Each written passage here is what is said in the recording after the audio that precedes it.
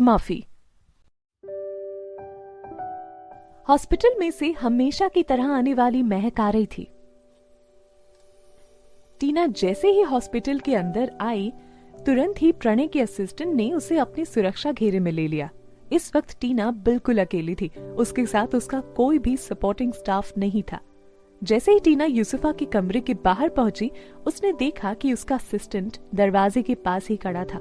ये वही असिस्टेंट था जिसने शो वाले दिन की घटना के लिए सारा ब्लेम टीना के ऊपर डाल दिया था। तुम यहाँ?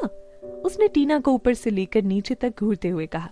तुम यहाँ इंतजार करो, अभी यूसुफा आराम कर रही हैं। टीना ने अपने हैंडबैग को ऊपर उठाते हुए और यूसुफा के असिस्टेंट की आंखों में घूरना शुरू कर दिया। फिर उसने बहुत ही भारी आवाज में उससे कहा, तुम्हें पता है तुम किससे बात कर रहे हो? ओह जी बिल्कुल, आप टीना गुलाटी हैं, लेकिन अभी भी अंदर नहीं जा सकती हैं। तुम जैसे 2 कौड़ी के असिस्टेंट की ना इतनी औकात कैसे हो गई कि मुझसे ऊंची आवाज में बात कर सके? टीना ने गुस्से से भरे लहजे में कहा। तब तक अंदर रूम में बैठी यूसुफा को टीना की आवाज सुनाई पड़ी। उसने तुरंत ही कहा, टीना प्लीज अंदर आ जाओ। वो अपने असिस्टेंट को गुस्से से भरी नजर से घूर रही थी। टीना ने अपना सिर ऊपर किया और फिर यूसुफा के असिस्टेंट को गुस्से से तरेरते हुए कमरे में दाखिल होने लगी। जैसे ही उसने यूसुफा को बेड पर एक टांग में लगी चोट के साथ बैठे हुए देखा तो उसने मुस्कुराते हुए कहा, यूसुफा तुम ठीक हो? टीना को अच्छे से पता था कि यूसुफा ने उसकी शादी प्रणय से ना होने देने के लिए ही खुद के पैर को जख्मी किया है। मुझे प्रणय ने बताया कि हम दोनों 3 मिनट की फिल्म के लिए लाइव जाने वाले हैं। टीना हम दोनों बहन की तरह हैं। मैं खुद तुम्हारी मदद करना चाहती हूँ जिससे कि तुम पब्लिक के आगे खुद को बेहतर साबित कर सको। टीना एक पल के लिए थोड़ी असहज सी हो गई। उसे विश्वास नहीं हो रहा था कि यूसुफा इतनी बेशर्म कैसे हो सकती है, वो भी प्रणय की ही तरह बेशर्मी की हद पार कर रही थी। यूसुफा की जगह टीना के स्टेज पर जाने की बात सिर्फ उन्हीं तीनों के बीच हुई थी। यूसुफा को ये सब अच्छे से पता था, फिर भी ऐसे बिहेव कर रही थी जैसे कि उसे कुछ पता ही नहीं है। टीना थोड़ी दुखी लग रही थी। उसने हल्के गुस्से में कहा, मैं यहाँ सिर्फ तुमसे मिलने के लिए आई हूँ। तुम्हें मुझ पर इतनी दया दिखाने की कोई जरूरत नहीं है, टीना ने कहा। हमने तुम्हारे लिए पहले से ही एक सीन तैयार कर रखा है। कुछ ही देर में यहाँ डॉक्टर आकर यूसुफा की पट्टी बदलने वाले हैं। ठीक उसी समय तुम्हें यूसुफा के पैर धोने होंगे ताकि लोगों को लगे कि तुम्हें अपनी गलती का कितना पछतावा है। वहां खड़ी यूसुफा के मैनेजर ने टीना को समझाया।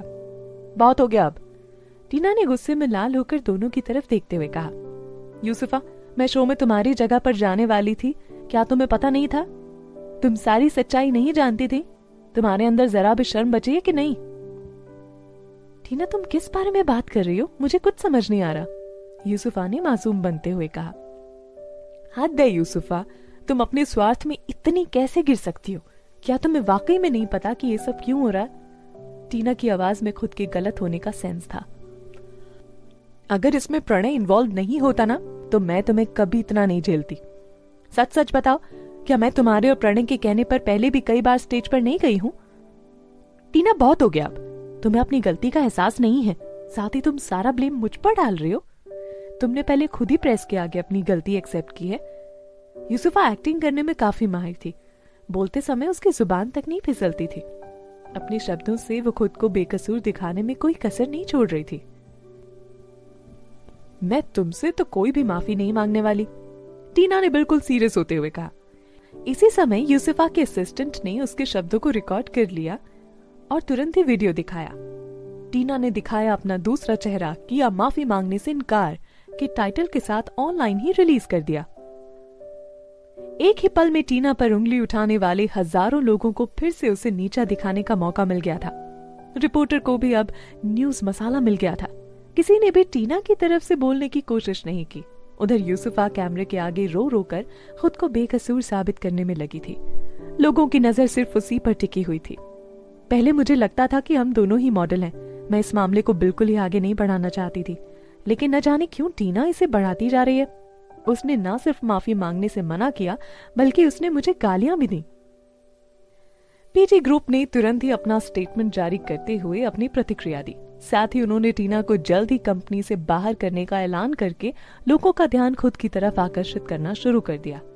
इस वक्त टीना को लेकर, मैं तुमसे किसी भी कीमत पर माफी नहीं मांगूंगी, ये बयान इंटरनेट पर काफी तेजी से वायरल होने लग गया। इस वक्त सभी सिर्फ टीना की आलोचना कर रहे थे। इसी बीच किसी ने एक फोटो एल्बम और रिलीज किया। इस एल्बम का टाइटल था ऐसा नहीं है कि टीना माफी नहीं मांगेगी, दरअसल उसे माफी मांगनी ही नहीं चाहिए। ये एल्बम सिर्फ यूसुफ और प्रणय गुलाटी की फोटोज से भरा हुआ था। उन फोटोज में प्रणय और यूसुफा हॉस्पिटल में थे और वो दोनों एक दूसरे के बेहद करीब थे। यूसुफा हॉस्पिटल के कपड़ों में ही बेड पर लेटी हुई थी और प्रणय उसके ऊपर चिपक कर लेटा हुआ था। इस एल्बम ने चारों तरफ सनसनी फैला दी। एक मशहूर वेबसाइट ने अपने एक पोस्ट में यहां तक की मांग कर दी थी कि टीना के इस सब्स्टिट्यूट वाले मामले के पीछे की सच्चाई अब सामने आ गई। इस पोस्ट में इस घटना की पूरी डिटेल इंफॉर्मेशन दी गई थी। साथ ही ये भी सामने ला दिया गया था कि प्रणय और यूसुफा मिलकर ये सारी धोखेबाजी कर रहे थे और टीना को इसमें जानबूझकर फंसाया जा रहा था।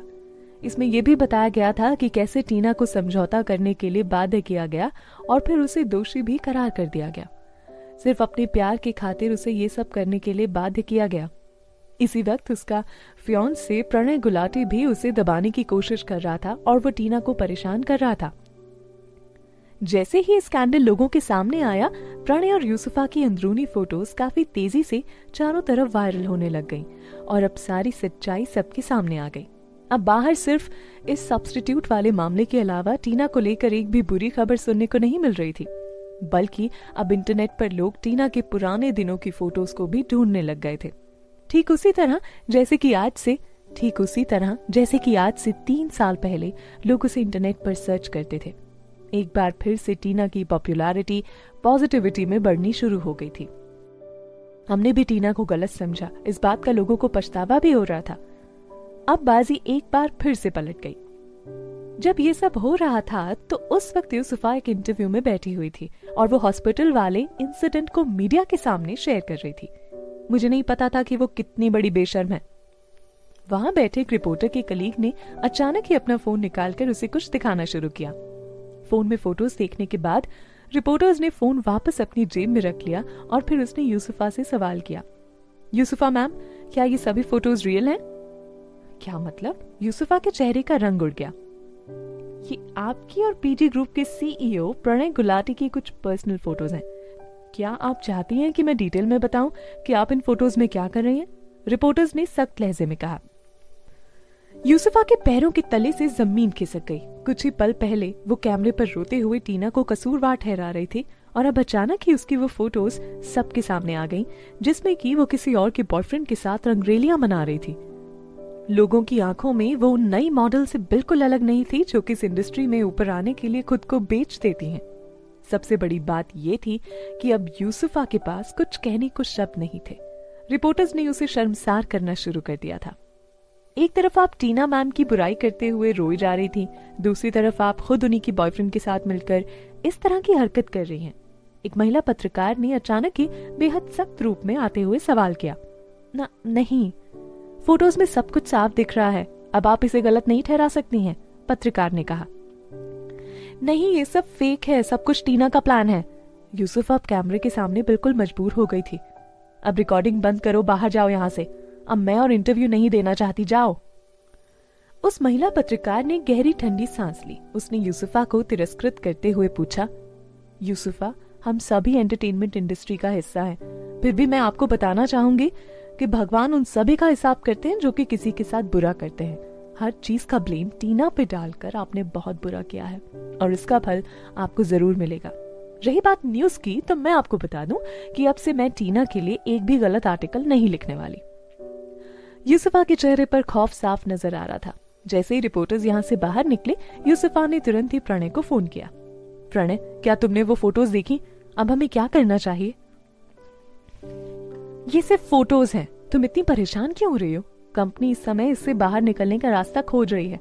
प्रणय ने बहुत शांति से जवाब दिया, लेकिन अंदर से वो इतना शांत नहीं था जितना कि वो खुद को दिखा रहा था।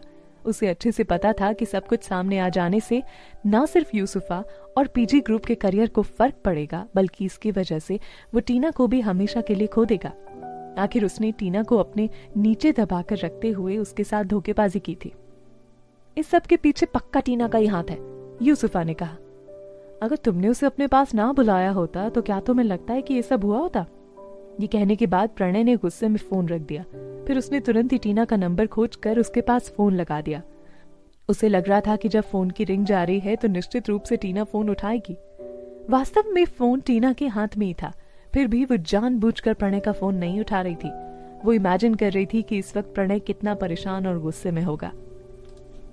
यूसुफा के रूम से बाहर आने के बाद टीना ने खुद को कहीं छिपा लिया था, जहां से वो रणविजय के आदमी का इंतजार कर रही थी, जो कि उसे पिक करने के लिए आने वाला था। लेकिन उसे सरप्राइज करने के लिए रणविजय खुद ही उसे पिक करने के लिए आ गया। टीना, अंदर आ जाओ। रणविजय की भारी आवाज सुनने के बाद ही टीना के दिल को ठंडक मिली। अभी भी उसका फोन बज रहा था, लेकिन उसने कार में बैठते ही अपना फोन पीछे की सीट पर फेंक दिया। तुम उठा नहीं रही? रणविजय ने टीना की तरफ अपना खूबसूरत चेहरा करते हुए पूछा। तुम्हें पहले से इसका आंसर पता है, टीना ने मुस्कुराते हुए कहा। वो चाहती थी कि प्रणय भी उन दर्द और तड़पन का अनुभव करे जो कि टीना ने उसकी वजह से अकेले झेला है।